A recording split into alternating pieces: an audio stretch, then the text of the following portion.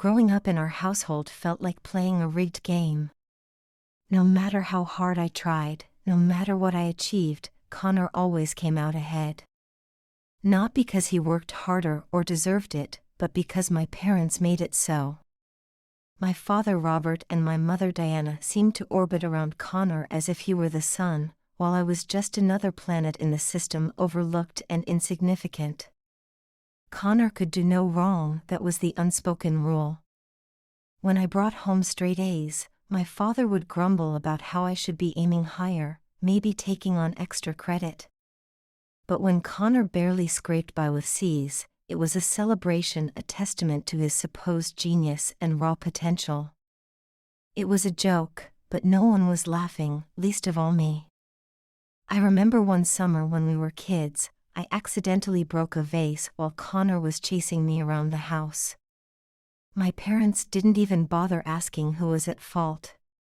"Why weren't you more careful, Jake?" my mother snapped, ignoring the fact that Connor had been the one barreling into furniture like a wrecking ball. He just stood there smirking as I got the blame. The years passed, but the pattern never changed. High school, same story. My parents were too busy applauding Connor's mediocre basketball games to notice that I'd been accepted into the honors program. College? Forget about it.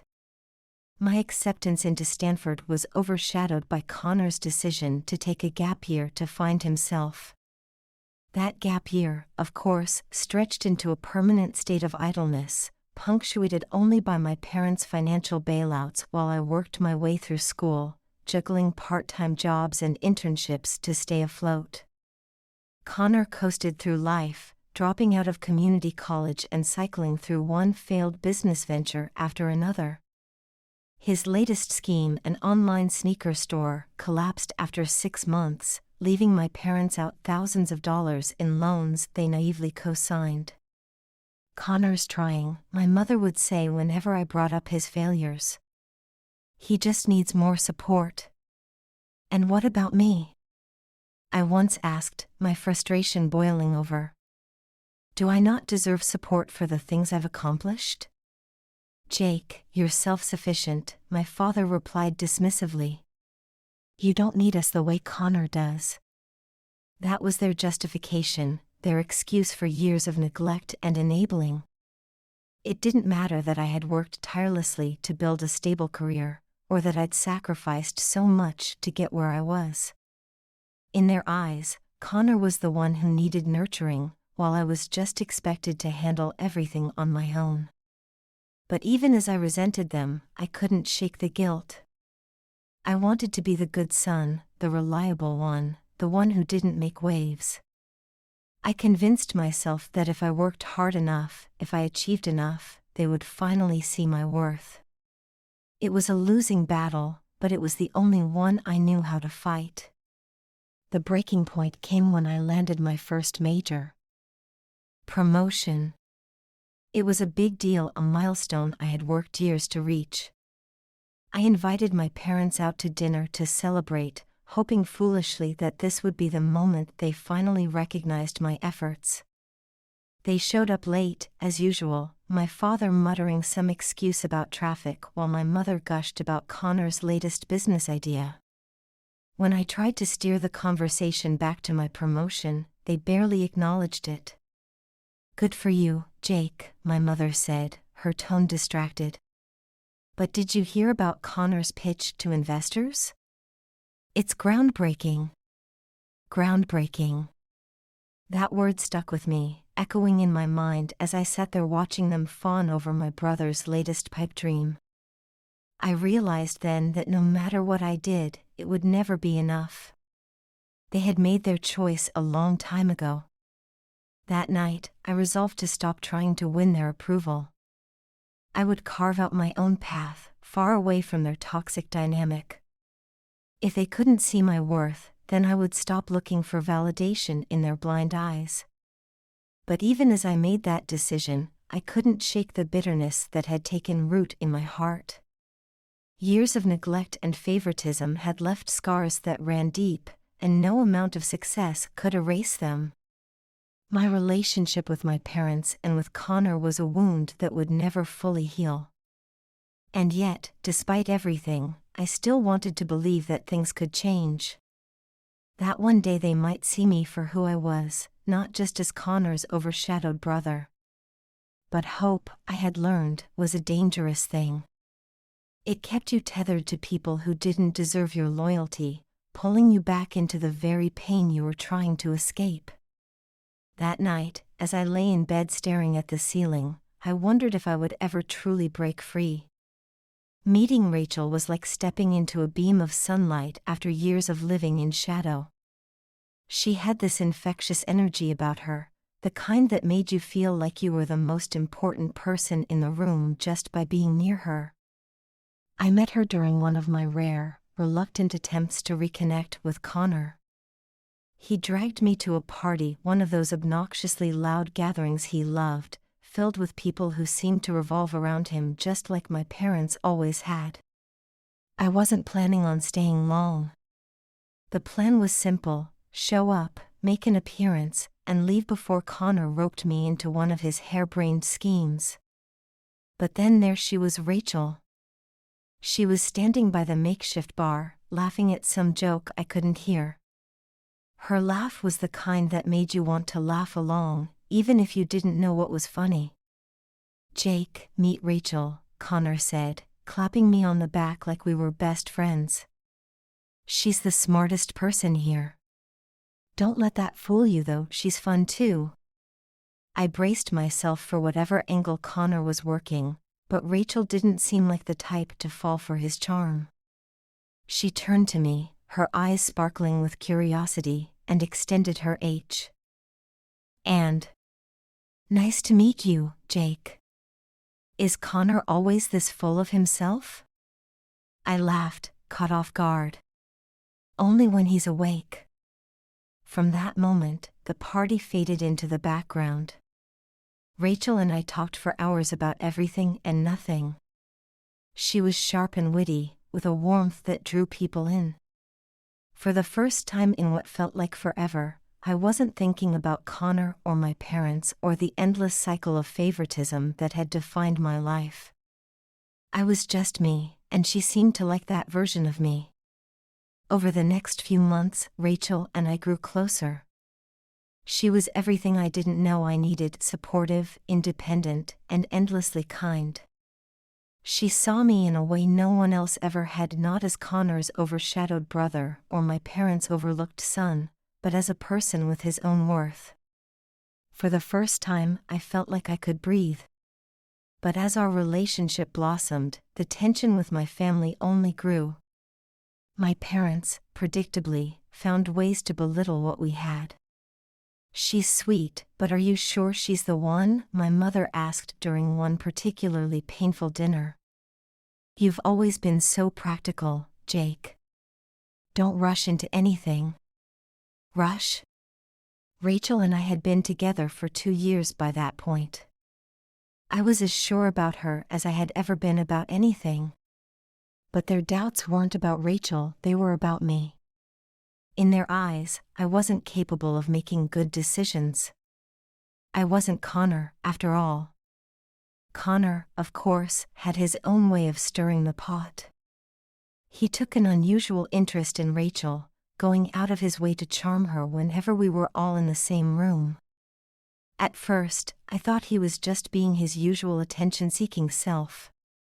But there were moments, fleeting but unmistakable, when I caught him looking at her in a way that made my stomach churn. "Connor's harmless," Rachel said when I brought it up. "He's your brother. Don't overthink it." I wanted to believe her. I wanted to believe that Connor, despite everything, wouldn't cross that line. He was self-centered and reckless, but surely even he had boundaries. Or so I thought. On our 4th anniversary, I proposed to Rachel. It wasn't a grand gesture, no elaborate setups or public spectacles. Just the two of us, sitting on a park bench where we'd shared countless conversations.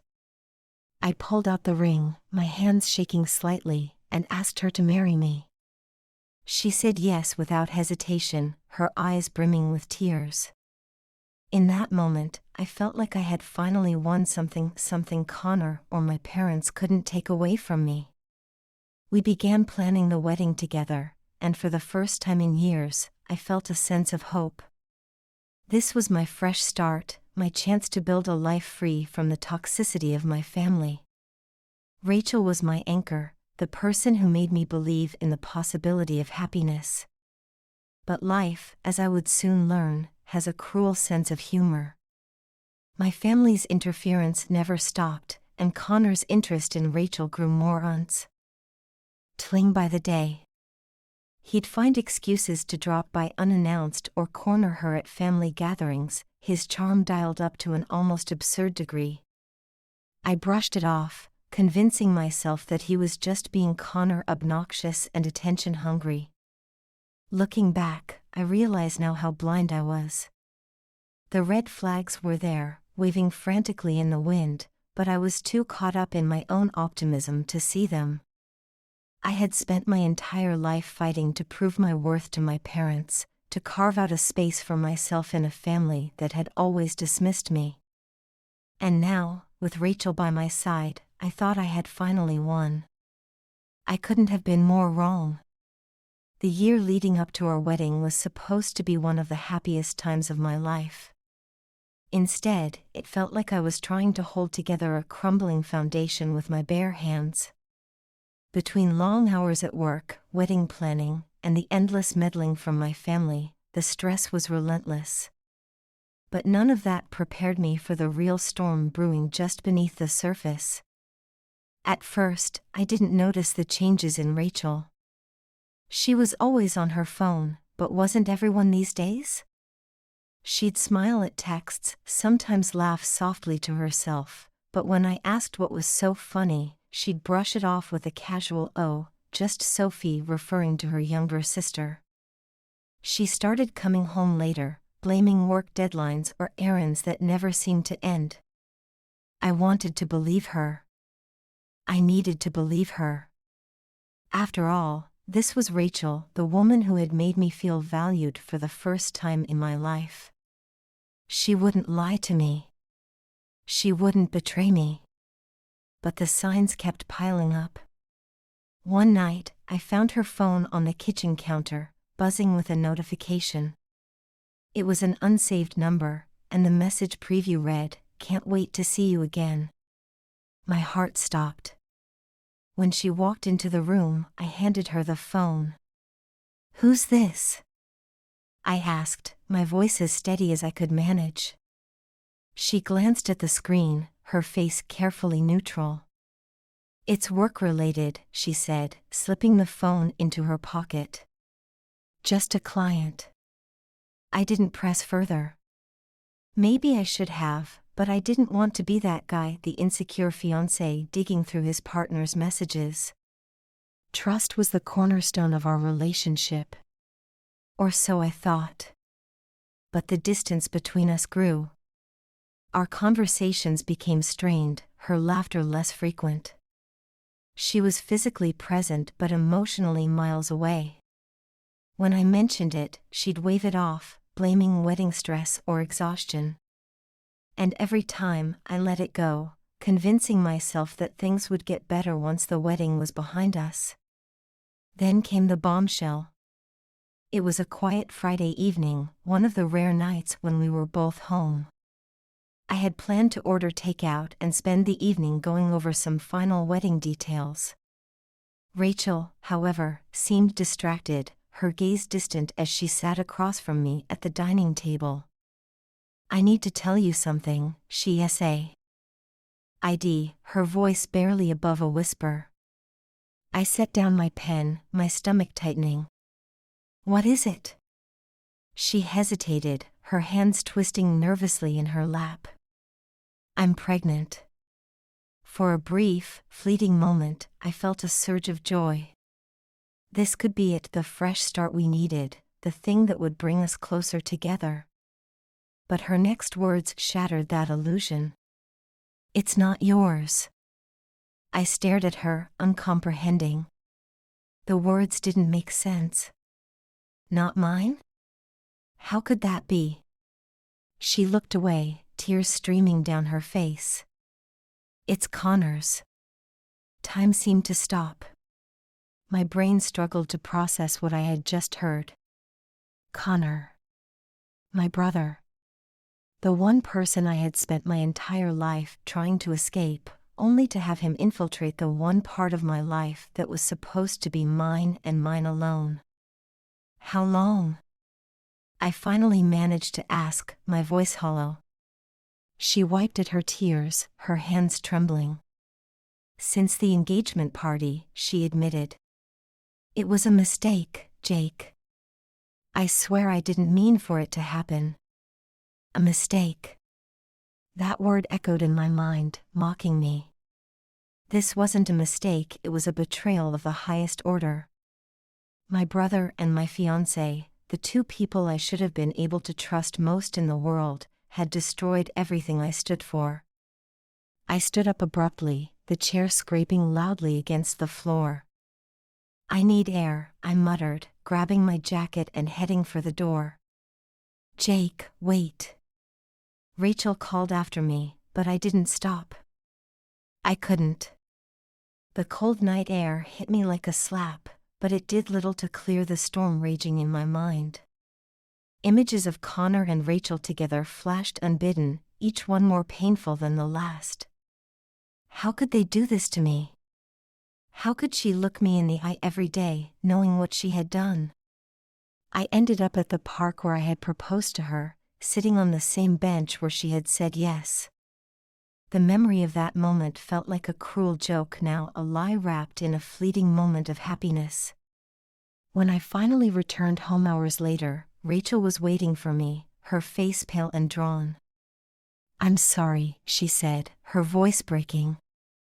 I never wanted to hurt you. Then why did you? I asked, my voice raw with pain. She had no answer, only more tears.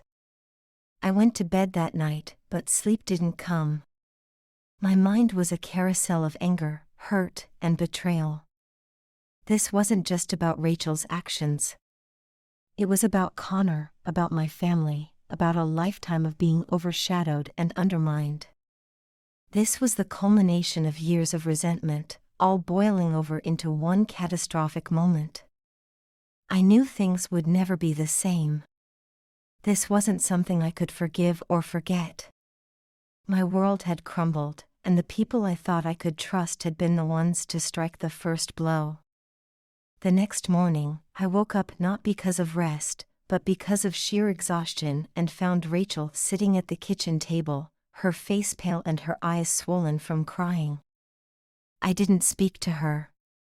I couldn't. The cig. HT of her stirred a cocktail of emotions: anger, betrayal, heartbreak. I walked past her, grabbed a mug of coffee, and stood by the window, staring out at nothing. I know you hate me, she said softly, breaking the silence. I didn't turn around. You're not wrong. She sniffled, her voice trembling.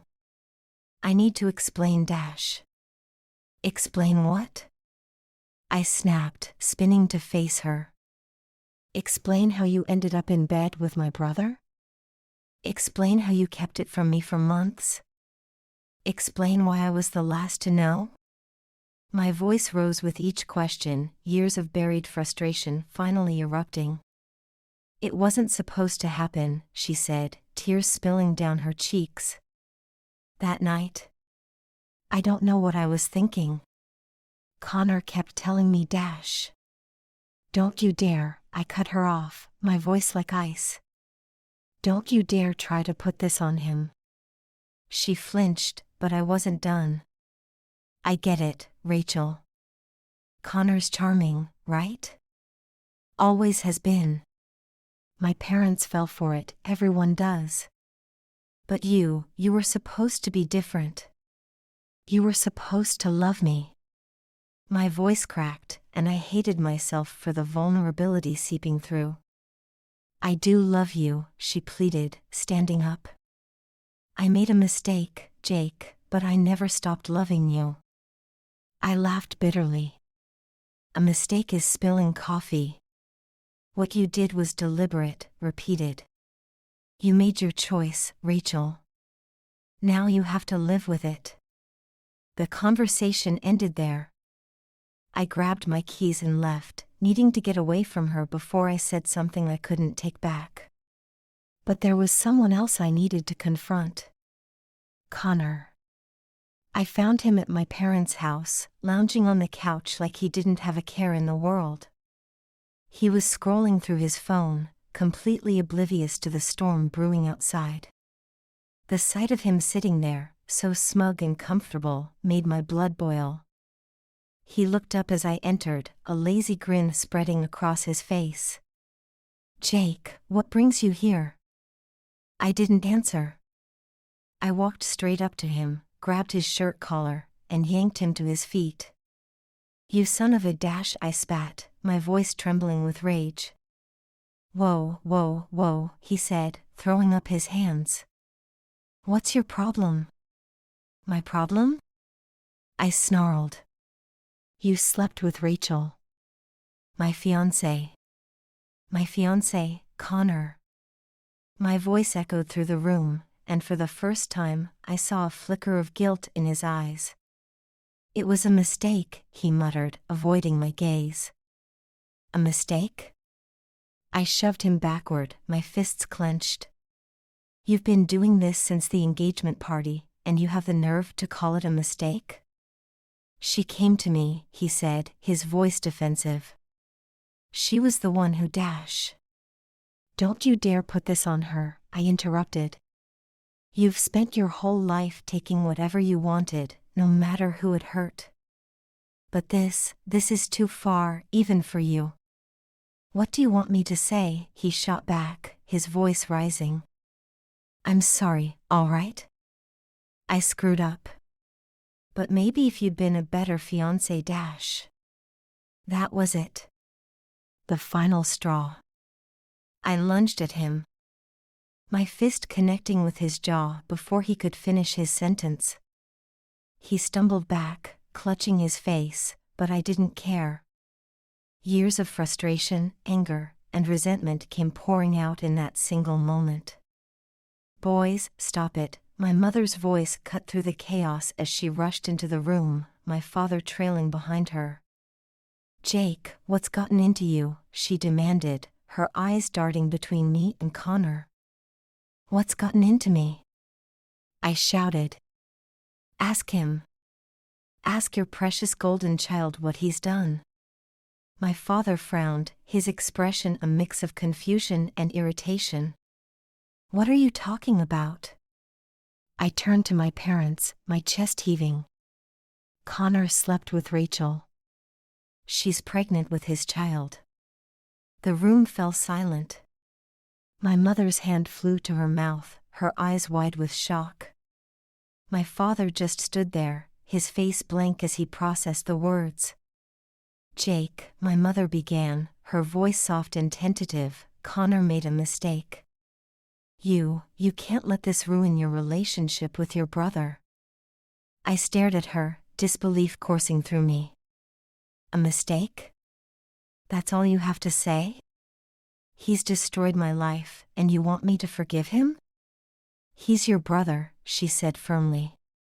"Family is more important than anything. You need to support each other." "Support him?" I laughed bitterly. "I've spent my entire life supporting him, and look where it's gotten me." "Jake," my father said, his tone stern, "this is a private matter. Don't drag the family into your personal problems." I shook my head, the weight of their words crushing me. Of course. Always defending Connor. Always excusing him. "I'm done," I said quietly. "Done with him, with you, with all of this." I turned and walked out, ignoring their calls for me to come back. My heart felt like it was being ripped apart, but I knew one thing for certain: I couldn't stay. Not with them, not with Rachel, not in this toxic web that had ensnared me for far too long. When I walked out of my parents' house that day, I knew it wasn't just a temporary storm. It was a severing of ties, a clean break from the people who had spent a lifetime proving I didn't matter as much as Connor. Cutting off my family should have felt freeing, like escaping a cage. Instead, it felt like ripping out a part of myself and leaving it to bleed. The first few days were a blur. I packed up what little energy I had and moved into a modest apartment on the other side of the city. The silence was deafening, no Rachel waiting for me when I got home, no calls from my parents. Not that I expected any. They had made it clear whose side they were on. The solitude quickly turned into a spiral. I stopped answering calls from the few friends who tried to check on me. I didn't eat much, and when I did, it was takeout left half-finished on the counter. Sleep was a distant memory. Every time I closed my eyes, I saw their faces, Connor's smug grin, Rachel's tear-streaked cheeks, my parents' cold indifference. It all replayed on an endless loop, tormenting me. The texts and voicemails started soon after. My mother's voice, pleading and insistent, "Jake, this is your family. You can't just walk away. Call me back." My father's more curt, "Enough of this drama. Come home and work this out like an adult." And Connor, predictably oozing insincerity, "Hey man, I get that you're mad, but we're brothers. Let's talk this out." I ignored them all. But they didn't stop. My parents even showed up at my apartment one evening, banging on the door like debt collectors.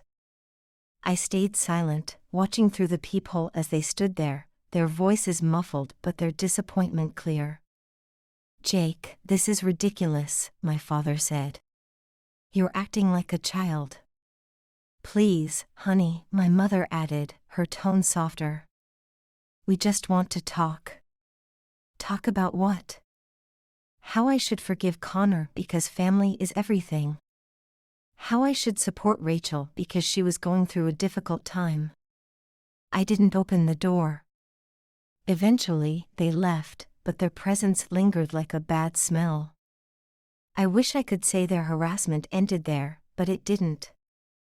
They started calling my workplace, leaving messages with the receptionist, and even sending emails under the guise of checking in. It was relentless, a constant reminder that even in my attempt to escape, they still had their claws in me. The breaking point came a few weeks later. I was at the gym, one of the few places I could clear my head, when Connor walked in. He sauntered over like nothing had happened, his usual cocky demeanor intact. "Jake," he called out, grinning as if we were long-lost friends. "We need to talk." I ignored him, focusing on my workout, but Connor, being Connor, didn't take the hint. He leaned against the equipment I was using, blocking my view. "Come on, man, don't be like this." "Go away, Connor," I said through gritted teeth, trying to keep my composure. "Look, I know you're mad, but this is getting ridiculous," he said, his tone annoyingly casual.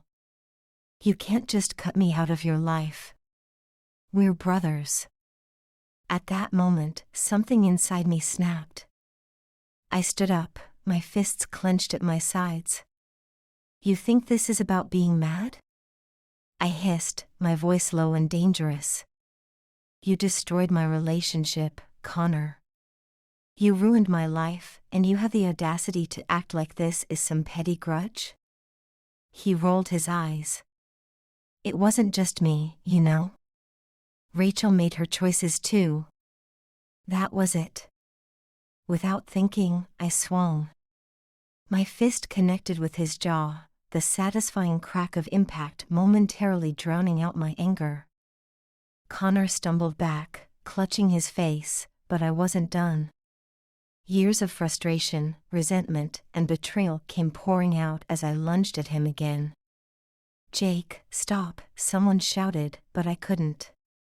Not until the gym staff pulled us apart, dragging me away as Connor smirked through his bleeding lip. The aftermath was predictable. Connor, ever th. Opportunist, pressed charges for assault. I spent the next few days tangled in legal drama, explaining to my lawyer why I had broken the restraining order I'd filed against my own family. The irony wasn't lost on me. The judge was lenient, recognizing Connor's role in provoking me, but the incident left me feeling more defeated than ever. I had been trying to rebuild, to distance myself from the toxicity of my family, and yet here I was, dragged back into their chaos. Back at my apartment, I stared at the restraining order paperwork, my anger simmering beneath the surface. My family had pushed me to the edge, and now they were trying to pull me under. But I wouldn't let them. That night, I made a decision. This wasn't about cutting ties anymore, it was about reclaiming my life. I couldn't keep letting their presence, their voices, their manipulation dictate my emotions. It was time to move forward, even if it meant leaving everything I'd ever known behind. The opportunity came in the form of a transfer to Seattle. My boss called me into her office one morning, a move I initially assumed was about the latest quarterly review. Instead, she handed me a folder and said, "There's an opportunity in our Seattle branch, Jake. It's a lateral move, but it's yours if you want it." The timing couldn't have been more perfect.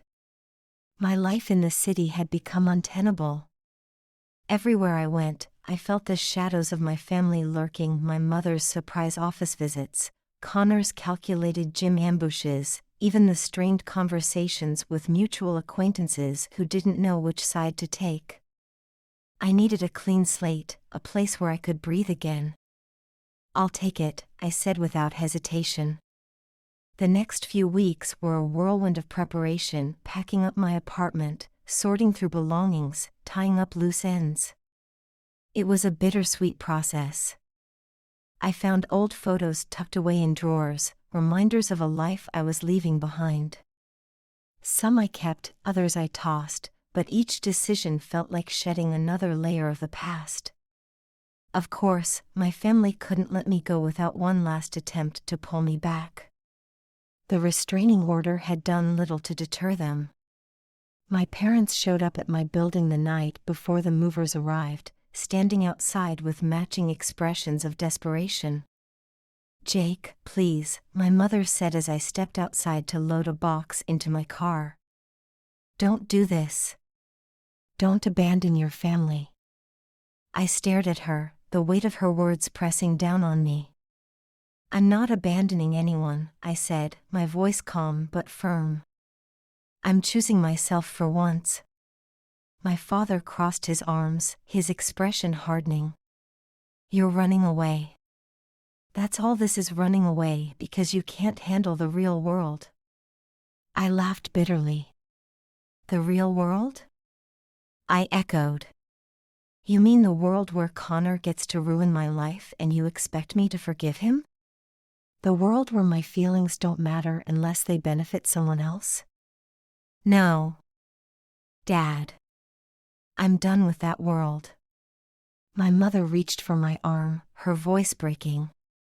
"We're your parents, Jake. We love you."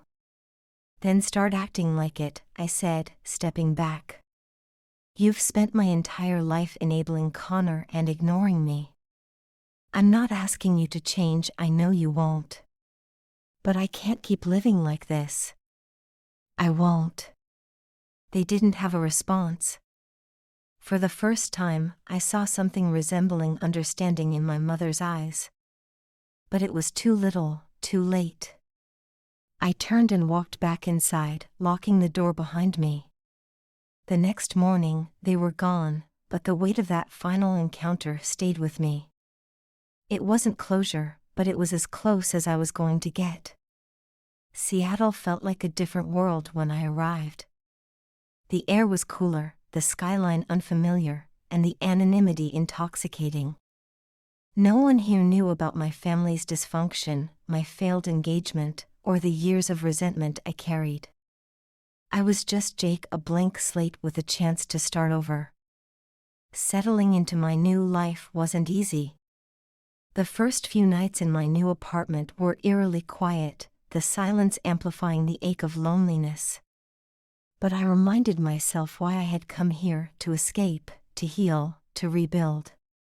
Meanwhile, Connor was playing the victim on social media, spinning a narrative where he was the wronged party and I was the unhinged brother who couldn't handle a little mistake. His posts were nauseatingly manipulative, filled with faux sincerity and phrases like "family is everything," even when they don't see it. Rachel, predictably, chimed in with her own contributions. She flaunted her pregnancy online, posting photos of her growing belly with captions like "every child is a blessing, no matter the circumstances."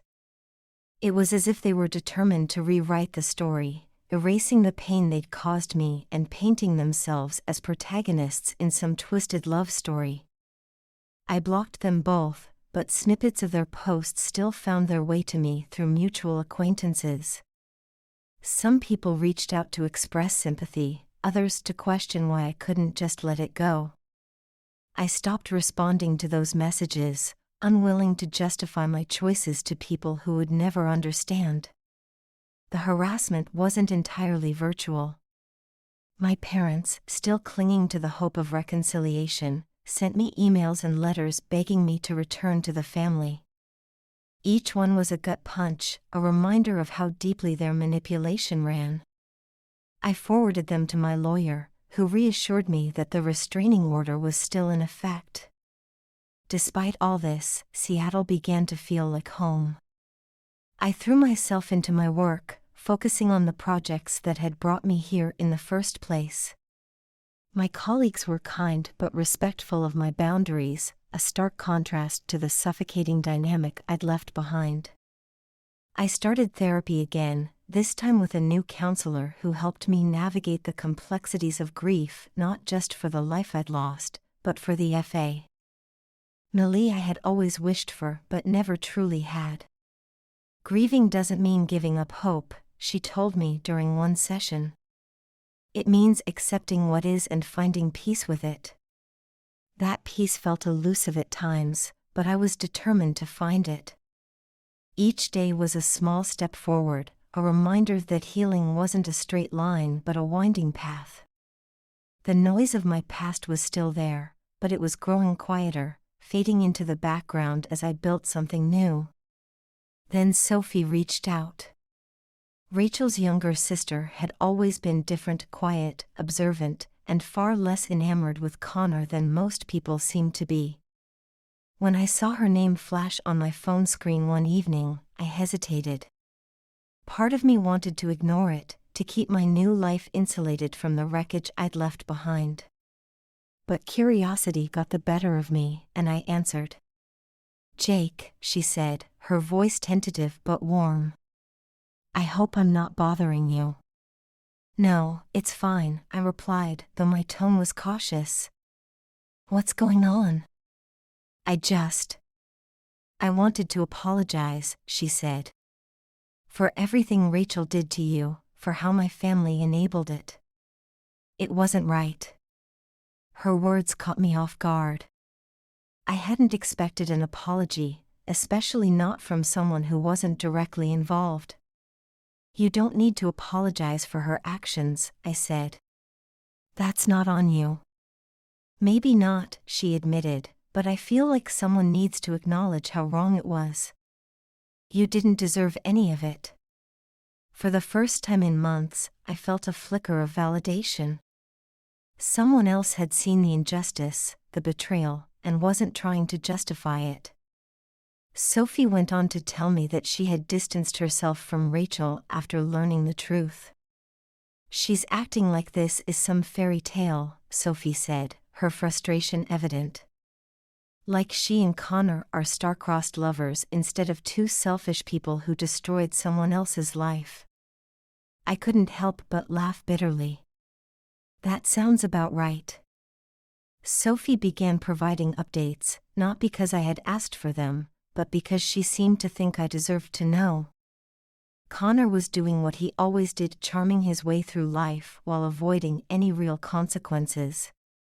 He and Rachel were still together, posting nauseatingly curated photos online and basking in the attention of people who bought into their narrative. "Your parents are enabling them," Sophie added. I sighed, the familiar weight of disappointment settling on my chest. "Of course they are. They always have." She hesitated before speaking again. "They've been telling people that you had a breakdown, that you overreacted to everything and cut ties because you couldn't handle reality." The words stung, even though I wasn't surprised. It was exactly the kind of story my parents would spin, one that made them look blameless and painted me as the problem. "I should have expected that," I said, my voice heavy. "It's easier for them to believe I'm unstable than to admit they failed as parents." Sophie was quiet for a moment before she said, "For what it's worth, I don't believe them. I think you're the only one in this mess who's done the right thing." Her support, though unexpected, was a balm to my fractured confidence. It reminded me that not everyone bought into the lies my family spread, that there were still people who saw the truth. Meanwhile, my lawyer continued fighting the assault charges Connor had pressed against me. It was a tedious process, one that dredged up old wounds every time I had to recount the incident.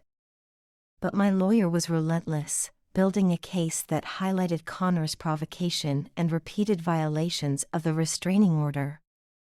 The legal battles weren't just about defending myself, they were about reclaiming my power. For so long, I had felt like a pawn in my family's twisted dynamics, but now I was taking a stand. It was exhausting, but it was necessary. Despite the chaos, Seattle offered moments of peace. I found solace in the small routines of my new life: morning runs along the waterfront, evenings spent exploring local coffee shops, and weekends hiking trails that reminded me how vast and beautiful the world could be. Therapy helped too. My sessions became a safe space to process the anger and sadness I still carried, to unpack years of feeling unseen and unvalued. One day, after a particularly cathartic session, I sat in my apartment and wrote a letter to my family. Not to send, but for myself. I wrote down everything I'd wanted to say for years: the pain of being overlooked, the resentment of always being second to Connor, the betrayal of their unwavering loyalty to him despite everything he'd done. When I finished, I didn't feel lighter, but I felt clearer.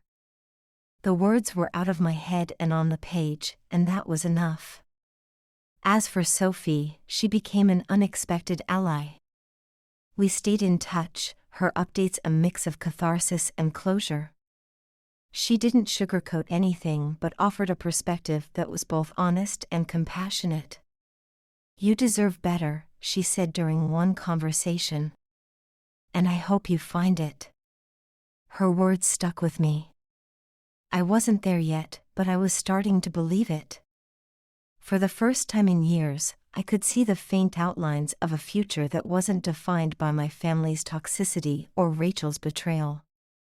It wasn't clear or certain, but it was mine. And